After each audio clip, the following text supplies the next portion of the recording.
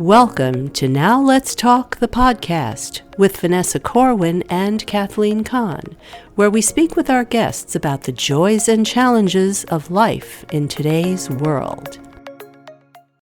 Hello, I'm Vanessa Corwin. And I'm Kathleen Kahn. If you've ever lived in or visited New York, you've got a story. You know, something that could only happen in the great city of New York. We all have them. So we sat down with some friends to share our stories, and here's the first episode of Only in New York. So who wants to go first? Do we have a volunteer? I'll go first. I'm Jennifer Hassan. It's a pleasure to be here with everyone telling our New York stories. It was hard to pick just one, but I think this is kind of a good one, and it's a definitive one in my life. Rush hour after a long day at the office, jam-packed, noisy, sweltering R train heading downtown to where I live. At 34th Street Herald Square, a tall, thin young man with blonde hair and disarming blue eyes walks onto the train, very handsome. He's wearing a cowboy hat. He steps in, he squeezes into an available seat next to me. Very exotic looking. I'm a New Yorker, and he clearly ain't from around here. He looks at me and he asks, "Want to hear a song on my harmonica?" Sure. He pulls a harmonica out of his back pocket and proceeds with this dulcet, sort of melancholy version of Home on the Range. Home, home on the range, where the deer and the antelope play. Now, antelope is the operative word in my New York story. So the subway car falls silent, and the riders are mesmerized, or maybe just grateful for this momentary, unexpected respite from the rat race. And of course, it ends too soon. At 42nd Street, he leans over and kisses me on the cheek. Oh. He stands up, he tucks his harmonica into his back pocket, and walks off into the crowd. Now, this was almost 30 years ago. Now, here's where it gets interesting, because life takes us in interesting directions. So I often joke that my cowboy and that experience was a foreshadowing and a sort of like a portent of things to come in my life personally. Because years later, I found a part-time home in the West, in Arizona. Now, it's not the range where the deer and the antelope play, as the song goes, but on the wide open acres of the citrus farmer I met and fell in love with. There you go. Wow. 20 years ago. 20 years ago. So, and the first time I'd ever seen an antelope was in small herds along the highway. And I had no idea what these creatures were. And now I live with about a dozen of them mounted on the walls of Mark's house, because he's an avid game hunter. So the hunting trophies, there they are, staring at me. It's not because of my harmonica playing cowboy that I ended up here, but I think of it as a segue in my life, and sort of as I said, a sort of foreshadowing of what has turned out to be quite an adventure. It just seems like it was definitely a sign of things to come for you. Yeah. I think so. I like to think so. Something happened to me recently, and that's what gave me the idea about why everybody's got a New York story. So why don't you tell it, Kat? Okay. I'm on the Lexington bus going downtown, and it wasn't very full. And I'm looking out the window, and this girl is in front of me, and I can see she keeps with her eye, getting my attention. And she says something. So I get closer and I said, "Excuse me?" And she said, "Did somebody force you to look like that?" I go, no, did somebody force you? And then I figure, okay, walk away or just forget it. And then she comes back and she says, I've never seen anybody like you. And so I said, well, where do you come from? Ready? Brooklyn. God. The hinterlands. What? I swear to God, Brooklyn. Brooklyn. I So I mean, thought if I had this, everybody's got something. absolutely. You should have said, I'm a unicorn. Haven't you ever seen a unicorn before? No. How do you answer that, right? Really? I know. So who wants to go next? So, Donna, why don't you do yours? Okay. So I'm Donna, and I live at the crossroads of the East Village and Union Square East, right there on the corner. And so I'm going to go back. My story takes place in either 1979 or 1980, give or take a year or two. Who remembers? But coming home from work, my then husband and I, too tired to cook, pick up the phone, we call our local Chinese place, order in. We're settling in for the night, waiting for our food, and we hear some noise in our hallway, and we don't pay any attention to it, assuming it's just the neighbors. Now, the floors in my building are an L-shaped, and we're in the short part of the L. So even if we looked out the door, out of the peephole, we couldn't see anything. So we're hanging out waiting for our food, and we get a phone call, and my husband answers it. Doorman's calling saying your food delivery guy is here. And the doorman says, can't send him up, not allowed to send anybody up to the 11th floor. You have to come down and get it. And he says, no, send him up. And doorman says, no, you got to come down. Very frustrated because now food is going to start getting cold. So he opens the door, and there's a cop standing in front of our door. And the cop says, go back in your apartment. And my husband says, no, I can't. I got to go down and get my Chinese food. It's going to get cold. So the cop said, oh, yeah, okay, fine. So here's what you do. Crawl. You can't walk because there's an incident on your floor. So crawl over to the stairwell, go down one flight, take the elevator down, and then reverse the procedure, reverse this coming back. But you can't get off the elevator on the 11th floor. So my husband, who's got terrible, terrible knees, and I said, I'll go. And he said, no, I'll go. Because he wanted to see what was going on. So he's crawling on his knees, and he does this, and he goes down, he comes back, he brings back the Chinese food. And while he's gone, I hear a gunshot. Seriously, I hear a gunshot. There may have been 2 gunshots. I don't know if the police are shooting into the apartment. I don't know if someone's shooting out of the apartment. I don't know where it's coming from, and I'm not going to go look. And although I did open the door, and the cop said, get back in there. What was going on was that there was a Hells Angels family at the end of the hall.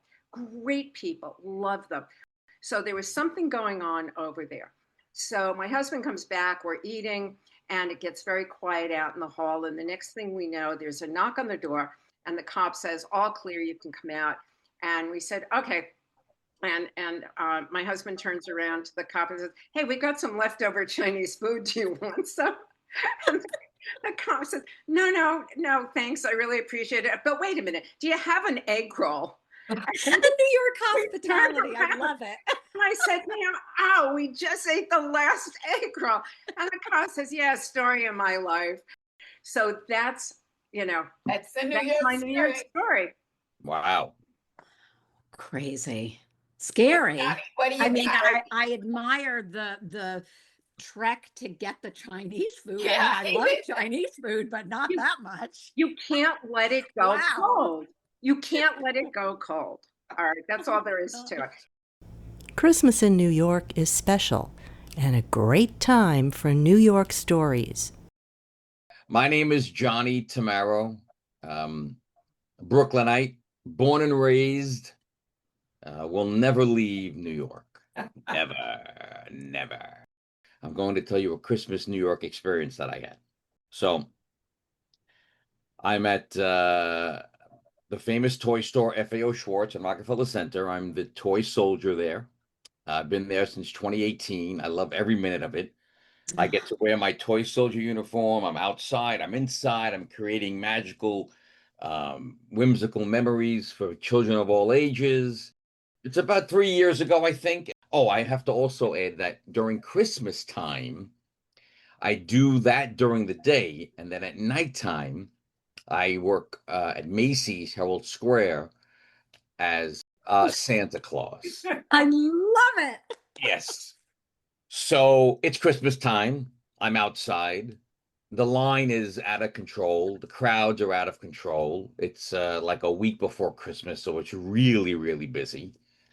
And to get to the break room to change, if I went through the store, it would take me, I don't know, 15 minutes because people will stop me to take pictures and the crowds and the this and the that. So this particular day, I was like, I'm not going through the store. I'm going around a corner. So I walked around 49th Street and I'm booking because I got to get upstairs, change, and walk over to Macy's. So I'm walking down the street. I'm on 49th between 6th and 5th. And all of a sudden, I hear, oh, look, Luca, a toy soldier. Can we take a picture with you? And I'm like, of course I have to do it. So I turn around with a big smile, and there's a woman and her, a man, a husband, and then a little boy and a little sister. So I said, of course you can. So I turn around. I said, your name is Luca? And he's like, yes. I said, oh my gosh, do you know the movie Luca? He goes, uh-huh. I said, I love that movie. It's a great movie. And then his friend says, Silenzio Bruno. And it's part of the movie. It's a cartoon. And we take a picture. And they say, thank you so much. And I go inside. I go upstairs. I change. I come downstairs. I get my coffee. And I take my stroll to Macy's. I get to Macy's. I go upstairs. I transform. And I sit in my throne in my house. And families are coming in, and families coming in, and family is coming in. Then around 9, I see a family in the little vestibule before they come in, and the mother is bent over. I see her back, and she's fussing with the children. And when they turn around and come in, I notice that it's Luca and his mother and the father, Aw. his sister. And I said, oh my God, I'm about to blow this lady's mind. So there I am sitting as Santa, and I said, oh, hello, and Merry Christmas. Oh my goodness, it's Luca. And the mother was still fixing his shirt collar, and her head went like this. Boom. And she goes, how do you know his name? I said, well, I'm Santa. I know all. Of course. I also know that you went to the toy store today and you encountered the toy soldier. And he said to you, Silenzio Bruno. And the mother's just looking at me like with this stare and this look like, what the hell is going on? So they sit on the present, we take the picture, say, Merry Christmas, what do you want for Christmas? He tells me, and they leave. And as they're leaving, she shuffles the boy and girl with the father out the door, and she comes over to me and she comes really close to my face and she says, how did you know his name? And how did you know we went to FAO Schwartz today? And how did you know the toy soldier said, Silenzio Bruno? I looked at her in her eyes and I said, because I'm Santa.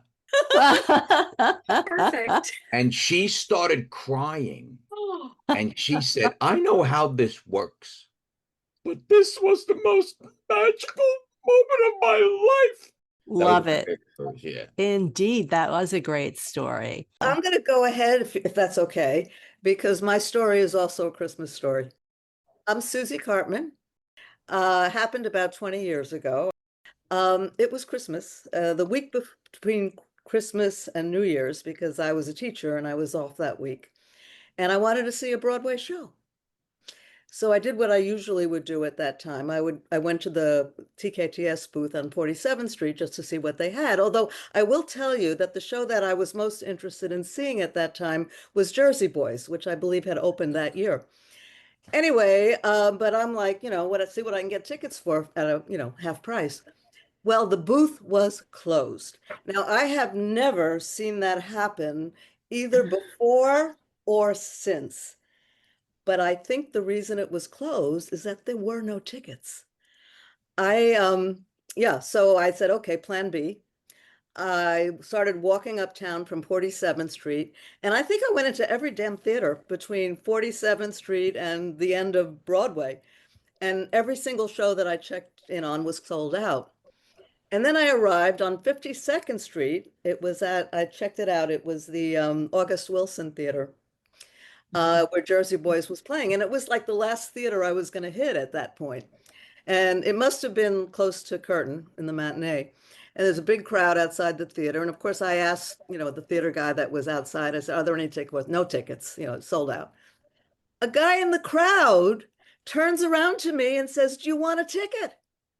And I said, yeah, how much? And he was like, no, it's this is my 5th time. My wife couldn't make it. It's a ticket. To me, that's a particular kind of New York story because, you walk around. New York is a magical place full of adventures, and sometimes bad things happen, sometimes good things happen. But that was like, Wow. I needed a ticket, and that was the so show I wanted to unexpected. see. And What a great Christmas handed to me on a silver platter. People outside of New York think, oh, New Yorkers, they don't have time for each other. They're rude, they're brusque. I always I think they're generous and not only generous, wonderful. what I say about, like I say, New Yorkers get a bad rap for that reason. And I think you go outside New York and people are polite, but in New York, people are intimate. We're in it Yes. together, and people help each other, and there's no, Yeah. it's not formal. It's like, I always tell this, like you can be on the bus, on a crowded bus, and some stranger will, honey, your slip is showing. Yeah. They don't say good morning. They're wanna know. family. New Yorkers Yeah. are family. Now, I will Yes. have to say that the guy that gave me the ticket was from New Jersey. Okay. Jersey Boys, after all. Oh, right. Everybody New saw York it. He was in New York. He was But he was in New York. People take care of each other in New York. Yeah, we Yeah. do. I feel like we're in the trenches together, What it Exactly. feels like. Speaking to that issue about New Yorkers being very helpful, I have a story. I'm Vanessa, and one of the producers of this podcast, along with Kathleen. So I used to work for Sesame Street at one time, and I was coming home from work, and I was taking the crosstown bus that goes across on 66th Street to the east side.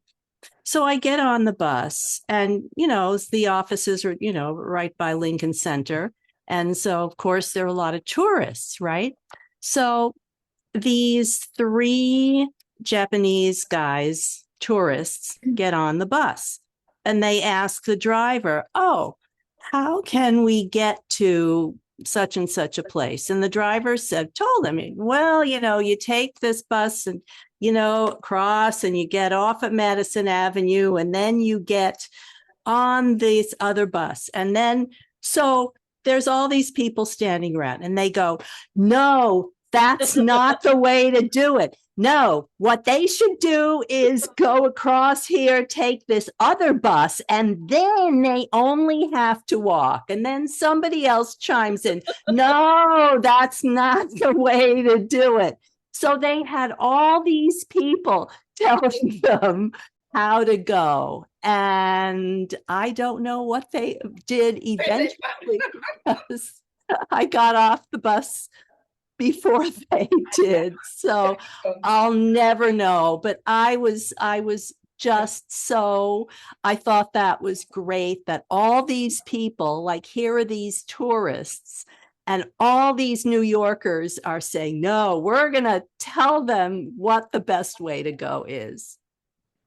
Eager to help all Yes, of them, right? Love to give, exactly. New Yorkers Eager to love to help give and eager to directions. I argue. know I do. Always ready to help.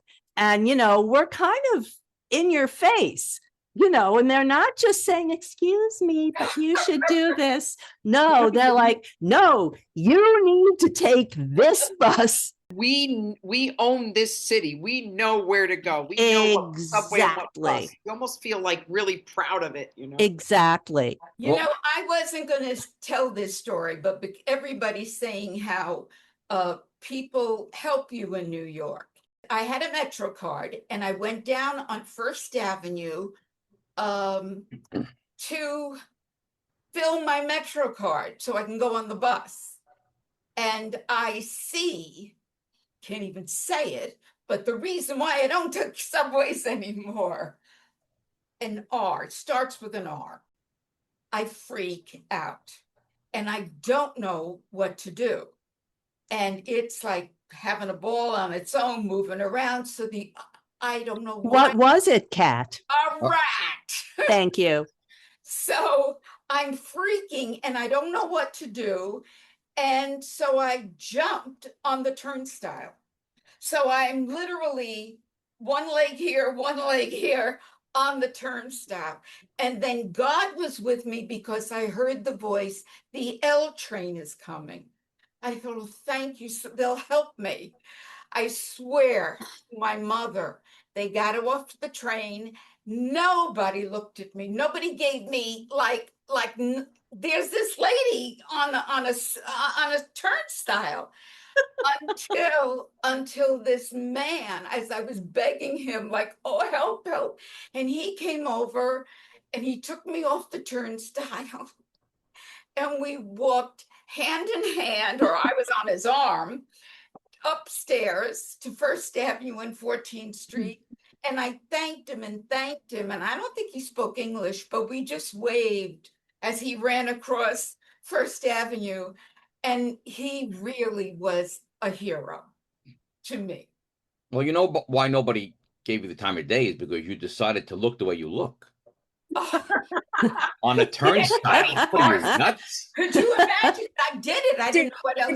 Did he carry you in his arms? Practically, I would have asked him to give me a piggyback ride to go up, but he was wonderful.